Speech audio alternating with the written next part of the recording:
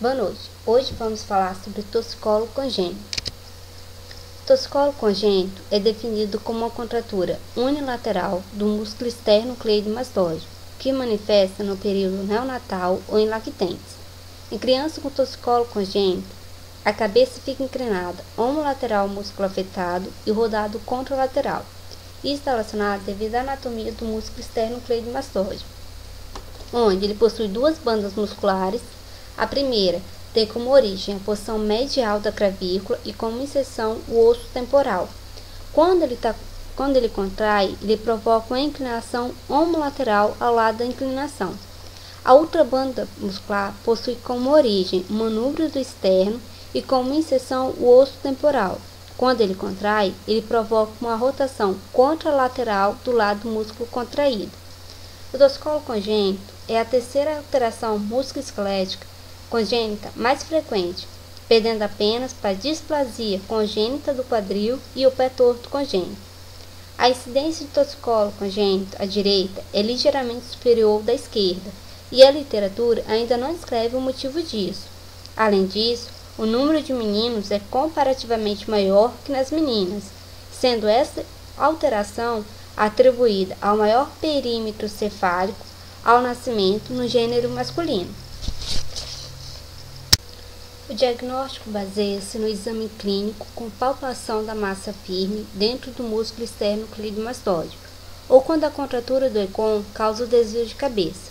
Em alguns casos, há necessidade de realizar exames complementares, como uma radiografia para descartar a hipótese de ser uma subluxação de C1 e C2, uma tomografia computadorizada para eliminar a hipótese de ser uma neoplasia primária no pescoço, realizar uma ecografia e observar as alterações nos tecidos moles cervicais, como a biópsia da tumefação do ECOM, para avaliar as alterações histológicas do tumor.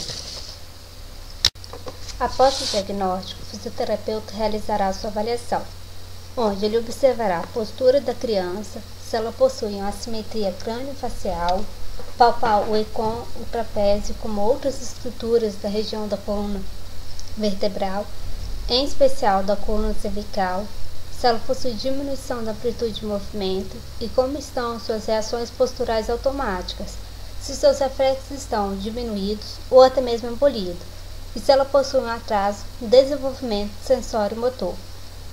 Após a sua avaliação, o fisioterapeuta pode classificar. Existem dois tipos de classificação de torcicolo congênito. Torcicolo congênito por tumefação do ECOM, que é quando ela possui inclinação e rotação, e além disso, ao palpar o ECOM, ela apresenta um tumor. O outro é chamado de torcicolo congênito muscular, que é quando ela possui inclinação e rotação, mas ela não possui a presença da tumefação no ECOM.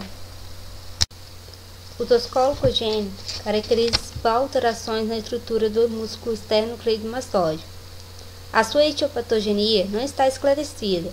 Entre as várias teorias propostas para explicar as alterações encontradas, as mais aceitas atualmente são o mau posicionamento intrauterino, a síndrome compartimental e o trauma no parto. O mau posicionamento intraútero, essa teoria tem a seu favor o fato do torcicolo congênito ocorrer mais frequente em mulheres primíparas, dado estas terem um útero menor, podendo levar ao mau posicionamento do feto. Por outro lado, de um modo geral, as crianças que apresentam torcicolo congênito são maiores e mais pesadas.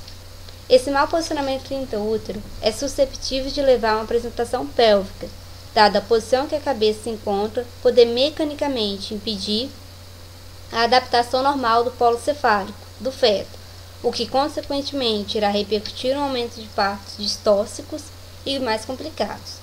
A síndrome compartimental.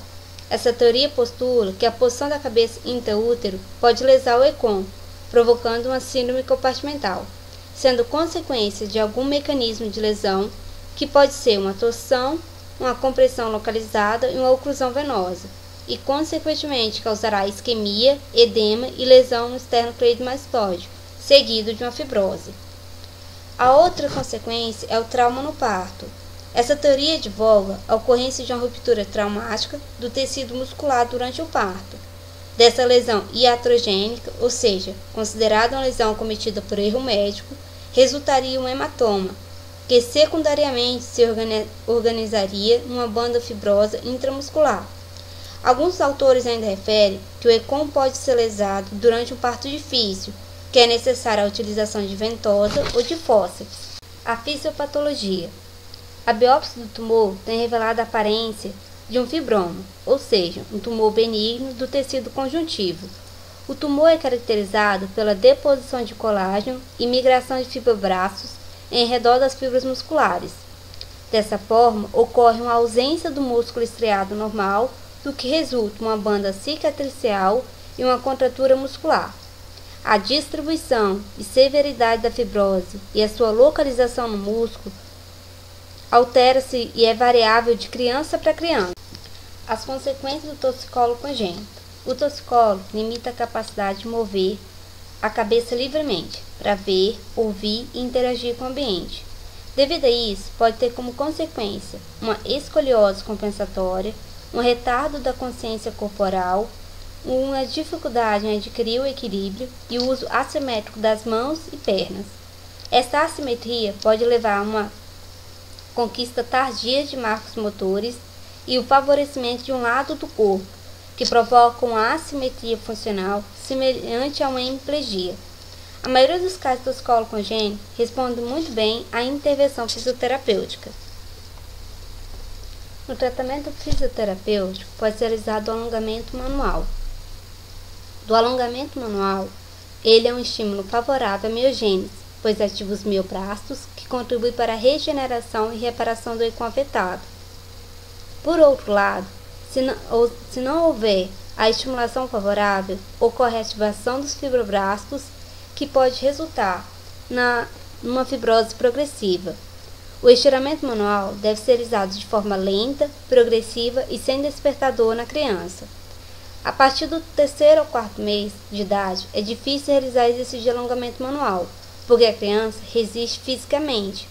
O autor Jai e outros, 2011, advoga que o estiramento manual é uma técnica a evitar depois dessa idade, porque provoca desconforto e dor e pode causar microtraumatismo nos tecidos moles e, consequentemente, ter mais fibrose e diminuição da amplitude de movimento, o que é totalmente contrário aos objetivos da fisioterapia.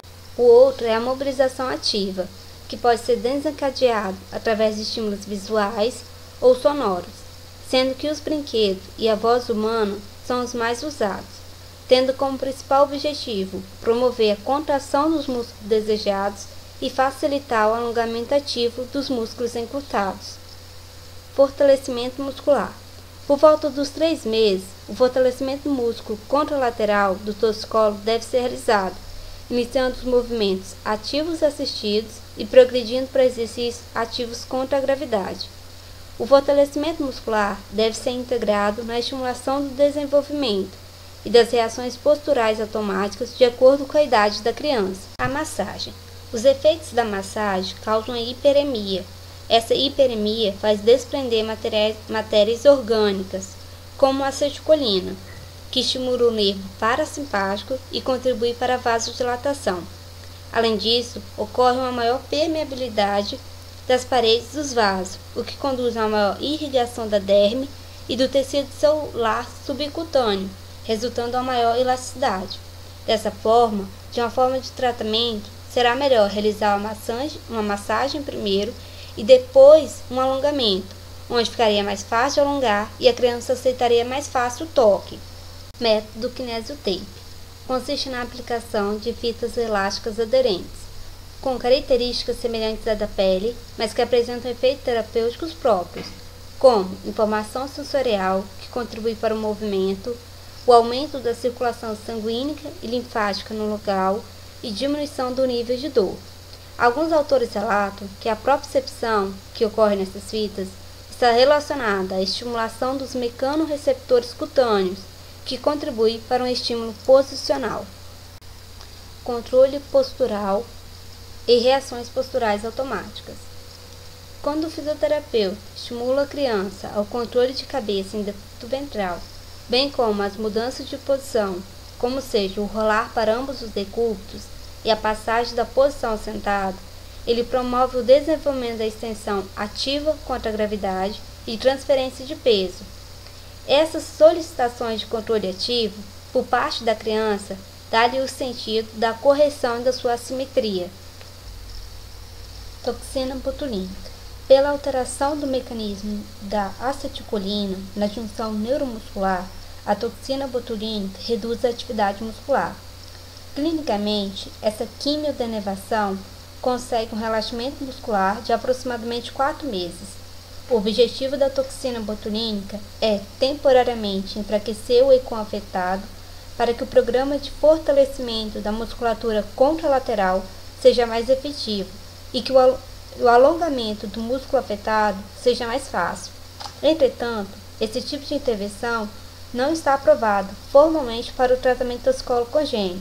Está relacionado devido a alguns autores relatarem os riscos de hematoma, de disseminação sistêmica e de dor, onde pode provocar com que essa criança entre no ciclo dor e espasmo e assim comprometer ainda mais a situação de dor e dificuldade de movimentação dessa criança.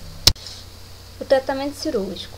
A liberação cirúrgica está indicada nos pacientes que se apresentam para tratamento após 1 ano de vida, ou quando após 6 meses de manipulação de fisioterapia, apresenta a inclinação, a rotação e a presença do tumor no esternocleidomastoide.